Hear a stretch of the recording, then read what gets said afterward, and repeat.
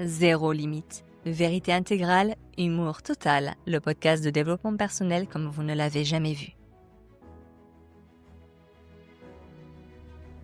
Bonjour aux terrorisés du nom et aux mendiants de la validation. Aujourd'hui, on va disséquer votre trouille de l'échec et de la solitude. Vous préférez rester dans une vie médiocre entourée de gens qui s'en foutent de vous plutôt que de risquer de vous planter seul. C'est mignon, mais c'est suicidaire. C'est officiel, la France est championne du monde de la prudence inutile. On a peur de l'échec comme si c'était la peste bubonique. On vit dans une société où échouer est vu comme une tâche indélébile sur le CV de l'âme. Ah non, je ne lance pas ma boîte, et si ça ne marche pas? Bah, si ça ne marche pas, tu feras comme tout le monde, tu retourneras bosser, tu auras une anecdote à raconter. Mais non! Pour nous, l'échec, c'est la mort sociale. On pense que si on se plante, une alarme va sonner dans toute la ville et des gens vont sortir avec des pancartes pour se moquer de nous. C'est de l'égocentrisme pur. Spoiler alerte, les gens ne pensent pas à votre échec, ils sont trop occupés à penser à leur propre peur d'échouer. Vous êtes terrorisé par le regard d'un public qui ne vous regarde même pas.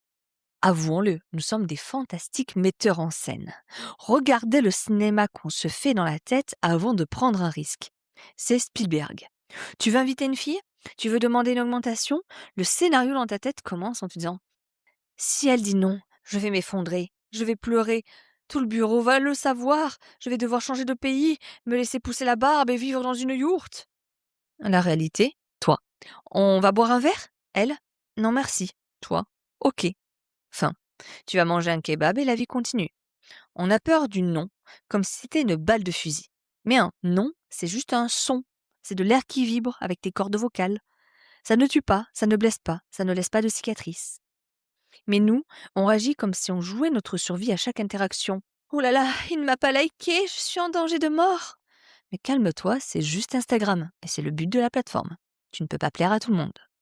Et tout ça, pourquoi? Parce qu'on a une peur bleue de se retrouver seul. La solitude, le grand méchant loup. On préfère être mal accompagné que seul. C'est pathétique quand on y pense. On reste dans des soirées chiantes à mourir avec des gens qu'on critique des consorts juste pour ne pas être chez soi le samedi soir. On rit à des blagues pas drôles pour faire partie du groupe. On s'écrase, on se dilue, on se dit « Si je suis moi-même, si je réussis ou si je me plante, je vais être isolé. » Alors on reste dans la moyenne, le troupeau. Ben, c'est chaud, c'est rassurant, mais ça sent un peu la laine mouillée. Mais au moins, on n'est pas seul face au vent. On a tellement peur de notre propre compagnie qu'on préfère la compagnie des abrutis. Si vous vous ennuyez quand vous êtes seul, c'est que vous n'êtes pas une personne très intéressante. C'est tout.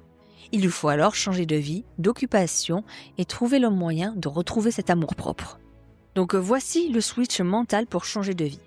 Le rejet est votre boussole. Si personne ne vous rejette, c'est que vous ne faites rien d'important. C'est que vous êtes tiède. C'est que vous essayez de plaire à tout le monde, donc vous ne plaisez à personne. L'échec, ce n'est pas le contraire de la réussite, c'est le brouillon de la réussite. C'est de la data, c'est de l'information gratuite. Tu veux changer de vie? Arrête d'essayer de réussir. Ton objectif dans les 30 prochains jours, c'est d'aller chercher 50 non. Va demander des trucs impossibles, lance des projets foireux. Dis ce que tu penses vraiment. Mange-toi des murs. À chaque non, tu te libères. Tu réalises que tu es toujours vivant. Tu te désensibilises. C'est quand tu n'as plus peur de perdre que tu deviens invincible. C'est quand tu acceptes la solitude de leader que tu attires enfin des gens de qualité et plus des parasites. L'échec, c'est le tri sélectif de la vie. Remercie-le. Et si tu veux ta dose de courage quotidienne pour affronter le monde réel, abonne-toi. C'est un kick pour toi, c'est un coup de pied au cul pour ton ego tous les matins. Rejoins le mouvement Zéro Limite, abonne-toi et à demain.